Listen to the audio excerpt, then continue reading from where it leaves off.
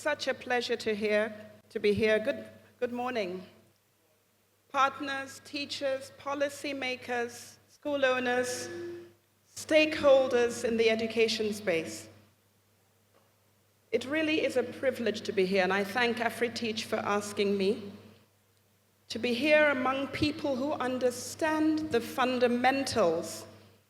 The future of our continent will not be determined by chance, but by choice. Not by rhetoric, but by deliberate preparation, and not only in our service. She believed deeply in the power of education to shape lives, restore families, communities, and ultimately nations. 24 years ago, she passed away, and in her last will and testament, guess what she said? She charged us thus: I charge my children that it is my wish that they retain and carry on the business of my school for as long as it is beneficial to do so. We were a little shocked. Maybe we were going to go and sell the school and get a lot of money. That instruction was not merely administrative, it was a charge to stewardship. And along with a dedicated team of incredible teachers and my siblings, we have respected that charge, and that school turns 45 years today.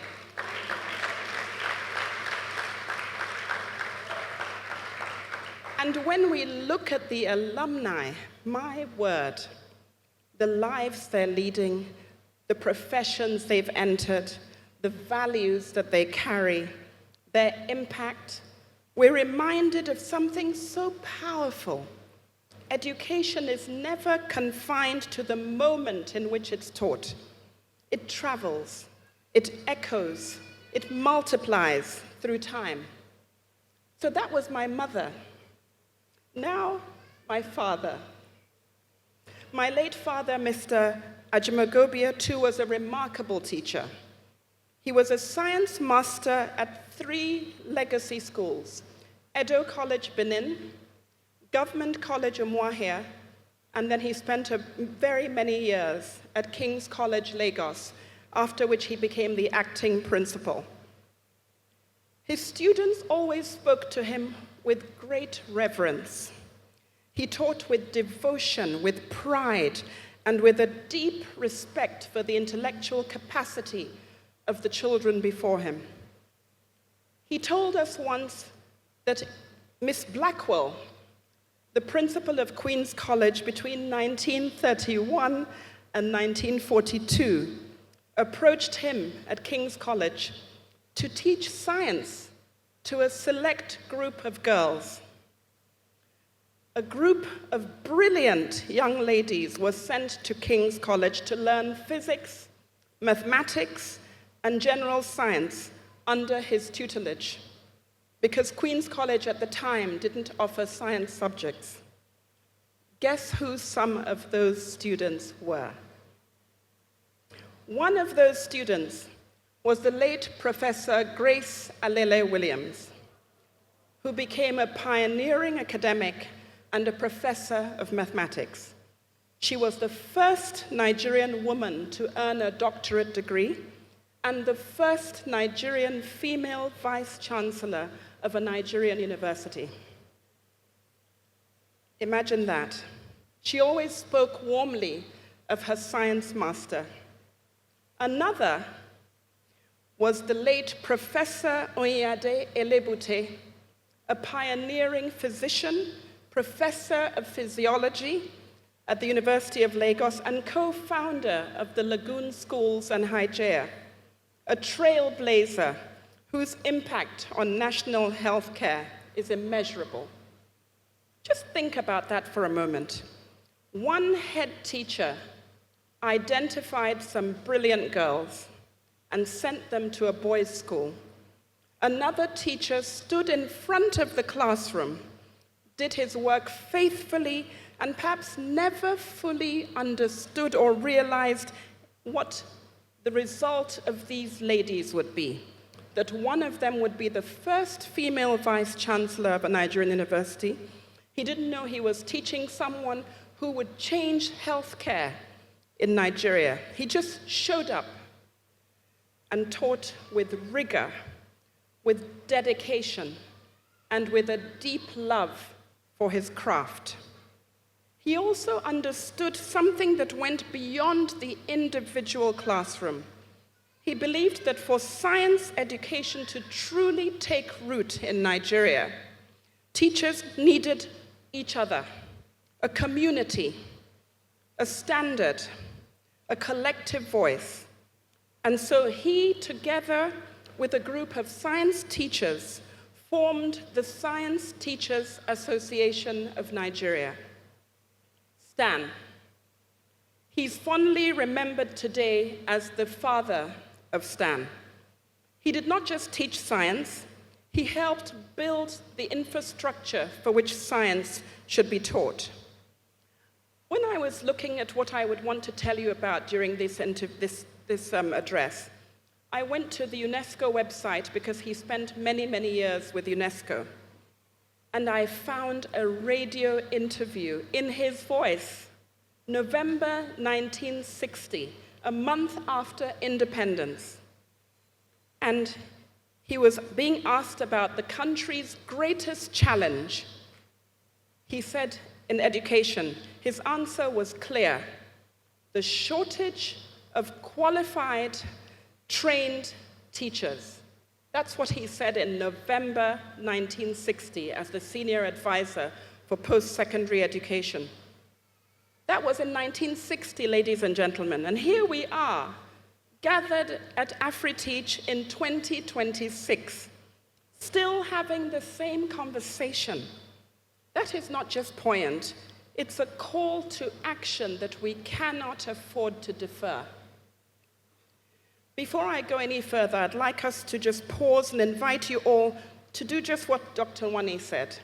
Think for a moment of that teacher that believed in you before you believed in yourself, who saw your potential and refused to let you hide from it, who brought order to your thinking, discipline to your habits, and hope to your dreams.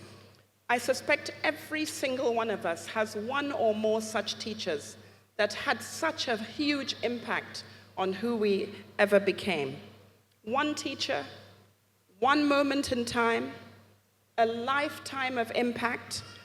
Now just imagine that multiplied across Africa. Isn't that incredible, what we can achieve together? I'd like to acknowledge the family, Africa's original classroom, the place where values, ethics, integrity, and identity were first formed. It is under increasing strain and threat, and I know that you all feel it in your classrooms because some of the children no longer have any home training. Values have been lost. Now this puts a huge, huge responsibility on you as teachers. Economic pressure, urbanization, and the pace of modern life have weakened the family structure, and once naturally what was passed from generation to generation through the family system is now becoming a responsibility for teachers. Teachers are now forming character as much as they're forming teaching content. So you have to be models of integrity, anchors of consistency, and often the most stable person in a child's life at school, not at home. That's a huge, huge responsibility. It's not just about academics, but ethics, emotional, and morals. A continent that neglects this truth will find that no examination result, no certificate, no degree can substitute for the values that we never built. So what then does Africa need from its classroom? Africa will not be transformed only in boardrooms or parliaments or presidential palaces. Africa will be transformed where you are and by you. In the places where minds are shaped, where confidence is formed, where curiosity is either awakened or shut down, where identity is either strengthened or diminished. A curriculum does not teach itself. Technology does not transform learning on its own. Policy does not shape a child. Buildings can never build a child. The teacher does. And so if we want different outcomes, we must invest in our teachers. You are the future of Africa. We're living through a defining moment in our continent's history. Africa is the youngest continent in the world. Our youthful population is often described as our greatest asset, and it can be. It truly can be. But youth is not automatically an advantage. Demography is not destiny unless there is preparation. Nigeria today has, as Dr. Wani said, one of the largest populations of out-of-school children. In fact, you said the largest population. That is not simply a statistic, that is a warning, a major warning. When millions of children are out of school, we're not dealing merely with an education problem. We're dealing with an economic problem, a social problem, a security problem, and a nation-building problem. Idle minds do not remain idle. They are shaped one way or another. The real question becomes this: will this generation become our greatest asset or our greatest risk? And I believe that the answer to that question will come to a very large extent from you, our beloved teachers. Education, and specifically what we do with our teachers. Before we talk about what teachers must teach, we must first ask, what kind of young people do we want our schools to produce? Do we want children who can only memorize facts and regurgitate lessons and reproduce them in an exam?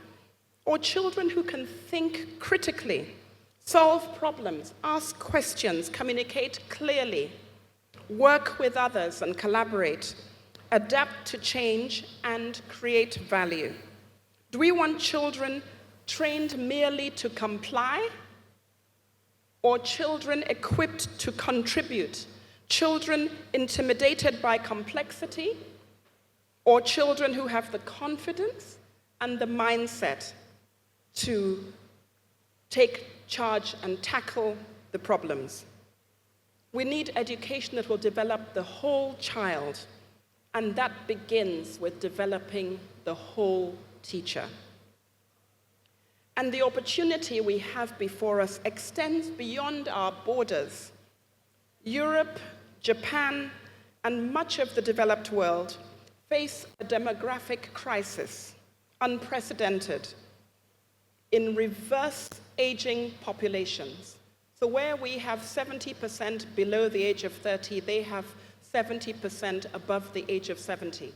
Huge problem, because that's a shrinking workforce and an urgent need for skilled, capable people. Africa stands at the other side of that equation. If we equip and train our young people, it's a historic opportunity, but only if we are equipped to seize it. A well-trained, well-equipped African youth population can fill that global gap, contribute to global economies, and send capability, and not just remittances, back home. The teacher who invests in a child today is not only building Africa's future, they are preparing Africa to contribute to the entire world. Before we speak of secondary school, secondary reform, university curricula, let's spend a bit of time talking about the early years. Science says that 90% of the mind, the brain, is developed before the age of 5 years old. So we can't wait. We need to focus on early child education. Because without the foundation, everything you build cannot stand. But unfortunately, the teachers who teach the younger years are not as valued. I'm told across Africa, you find so much more emphasis on the senior years, because that is what determines what is possible for decades to come. If we're serious about investing in teachers, we must begin where learning begins. Get the foundation right, and everything else has a better chance. Let me tell you a little story about my grandson. He was 3 years old. When he was 3 years old last year, I called him and I said, "How was school today? What did you learn?" And he said, "I learned about excavators." So I thought I didn't hear right. So I said, "Pardon?" He said, "Grandma, excavators." I still didn't think I heard right. So I said, "Sorry, what did you say, MJ?" So he got a bit irritated. So he said, "Grandma, building construction."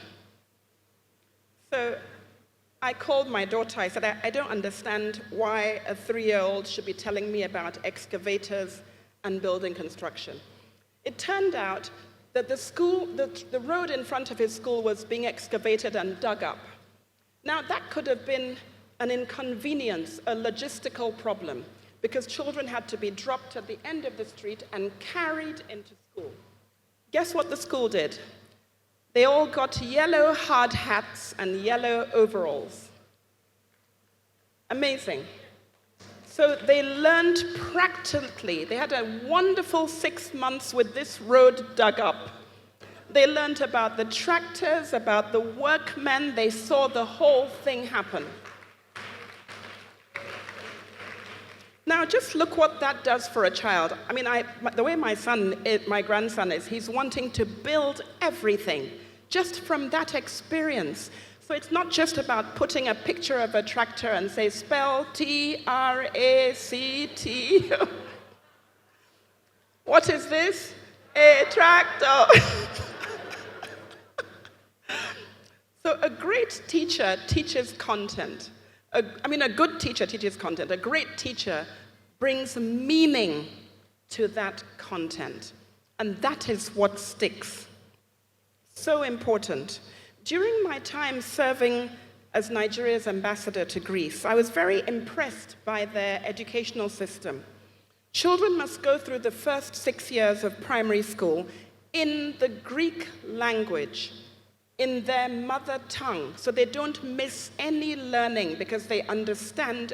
They're not learning in a second language, they're learning in their own language. So English and other languages become second languages. This is followed by 3 more years still together, by which time they have identified the different skills, pathways, aptitudes, passions, and that's when they split. Some children will go to university, and others will go technical, vocational, creative, entrepreneurial. It's magical. There's no stigma attached. Both paths are excellent. And I think one of the greatest mistakes in several African countries is trying to force every child through the same narrow path, as though intelligence has only one expression. It does not. Some children are academically inclined, others are technical, some use their hands, some think spatially, some are just natural traders. A continent that cannot rise on theory alone. It must be built by skills. A few years ago, I had the privilege of serving on the Economic Advisory Council of Lagos State under the chairmanship of Bode Augusto. And one of our key recommendations was that we must do much more and elevate the status of vocational training schools. And this means that you teachers as well have to be equipped to teach those skills. Degrees do not build nations, skills do. Now I'd like to share, a few months ago, I'm a passionate gardener, and a few months ago I was going through my garden, and it had been neglected. What I saw troubled me. It was overgrown, full of weeds. losing its shape, its color, its beauty. It had been neglected, and it showed. But as soon as I began to give it attention, as soon as I began to invest in it, cutting back, pruning, nurturing, tending, fertilizing, it blossomed, and now it is absolutely beautiful.